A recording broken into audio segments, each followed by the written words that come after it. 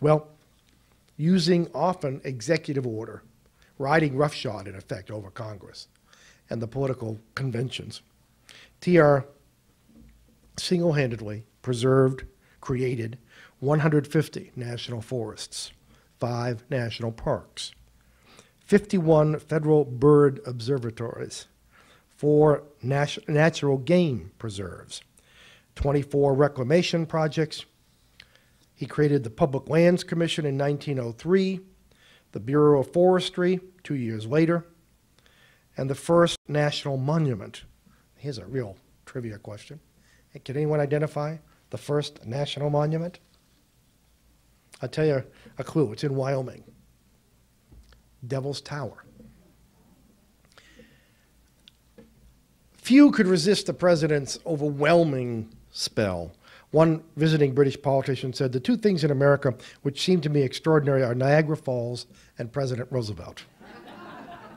Mark Twain disagreed. He called TR, quote, "the most formidable disaster that has befallen the country since the Civil War." By 1907, the famed author resorted to one of his own creations to describe the egocentric president. "Mr. Roosevelt," said Twain, "is the Tom Sawyer of the political world, always showing off, always hunting a chance to show off. In his frenzied imagination, the great republic is a vast Barnum circus, with him for a clown and the whole world for an audience. He would go to Halifax for half a chance to show off, and he would go to hell for a whole one."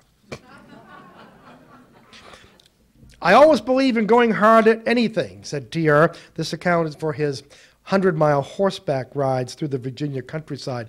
When he discovered that the military establishment had gone somewhat flabby, he instituted a much more, well, the strenuous life was applied to the military. They weren't happy. We have a wonderful account from the French ambassador, a man named Jules Jusserand, about what it was like to be caught up in the force field of Theodore Roosevelt.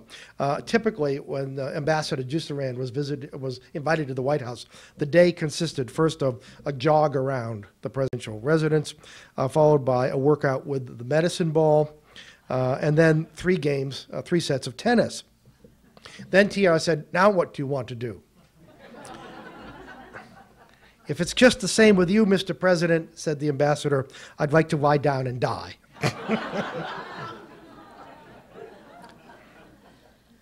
His cross-country hikes were justifiably famous. "Yesterday," wrote Ambassador Jusserand, "President Roosevelt invited me to take a promenade with him this afternoon at 3. I arrived at the White House punctually in afternoon dress and silk hat, as if we were to stroll in the Tuileries Garden or in the Champs-Élysées.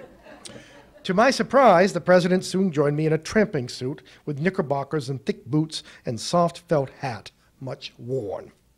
2 or 3 other gentlemen came, and we started off at what seemed to me a breakneck pace, which soon brought us out of the city." Now, those of you who know Washington geography, they started at the White House, and they walked briskly to and through Rock Creek Park. On reaching the country, the president went pell-mell over the fields, following neither road nor path, always on, straight ahead. That was the point of the point-to-point Roosevelt hikes. You never deviated from a straight line. "I was much winded," said the ambassador, "but I would not give in nor ask him to slow up, because I had the honor of La Belle France in my heart. At last we came to the bank of a stream, rather wide and too deep to be forded. I sighed relief, because I thought that now we had reached our goal and would rest a moment and catch our breath before turning homeward. But judge of my horror when I saw the president unbutton his clothes and heard him say, 'We had better strip so as not to wet our things in the creek.' Then I too, for the honor of France, removed my apparel, everything except my lavender kid gloves. The president cast an inquiring look at these, as if they too must come off. But I quickly forestalled any remark by saying, 'With your permission, Mr. President, I will keep these on. Otherwise, it would be embarrassing if we should meet ladies.' And so we jumped into the water and swam across." The press loved this. TR was not above exploiting his family. They were eminently exploitable. Every afternoon at 4 o'clock, he stopped what he was doing to have a pillow fight. He told ghost stories. The children, well, Quentin was the baby of the family, idolized by his older brothers, Archibald and Kermit. One day he was sick in bed. No, actually, Archie came down with the measles and said he was lonesome to see his pony Algonquin. Algonquin was famous, along with General Grant, who was another Roosevelt horse. Quentin then helped Kermit smuggle the animal into the White House elevator and led him upstairs to Archie's bedroom. They thought they'd gotten away with their prank until Algonquin reared and pounded the floor with his hoofs. Quentin had forgotten that the pony would be frightened by the sight of a kangaroo rat. That was another one of Archie's pets. The Roosevelt household included a black bear, a one-legged rooster, and 3 garden snakes. Alice was a character in her own right. The president famously said that he could be president of the United States or he could control Alice, but he could not do both. Alice used to hide under the main staircase. And when tour groups came by, she would smoke cigarettes, which was very unladylike. And she had a green snake wrapped around her neck named Emily Spinach for her Aunt Emily, who apparently was quite thin. And anyway, in this getup, she would jump out at these groups and tell them that the president beat his children every day. Her father's zest for life was legendary. Before a group of student athletes, he expressed his guiding philosophy: don't flinch, don't foul, and hit the line hard. The Roosevelt brood, all 5 children, none of their adventures involved Quentin's latest snake adventure. He had collected several snakes near Sagamore Hill on Long Island. One of the creatures escaped. The others made their way to the nation's capital, where they terrorized government officials, to the huge amusement of all the Roosevelts.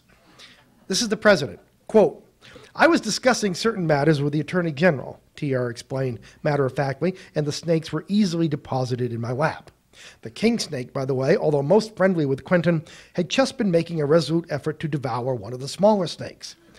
As Quentin and his menagerie were an interruption to my interview with the Department of Justice, I suggested that he go into the next room where 4 congressmen were drearily waiting until I should be at leisure. I thought that he and his snakes would probably enliven their waiting time. He at once fell into this suggestion and rushed up to the congressman with the assurance that he would there find kindred spirits.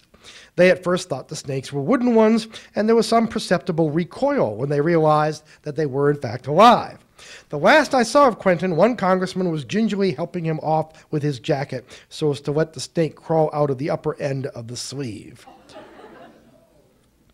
We all know Washington is a snake pit, but this colorful,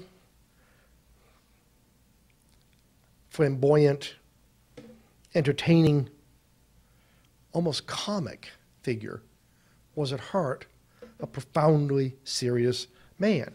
He once said that no triumph of peace is as great as a triumph of war.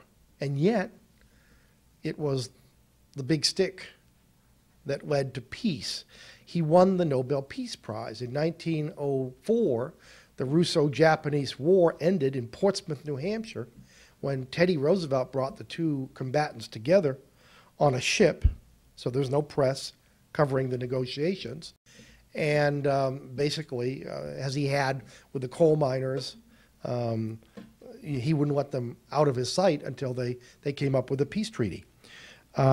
He announced what he called the Roosevelt Corollary to the Monroe Doctrine. The Monroe Doctrine, of course, had told the old world, keep your hands off the new world.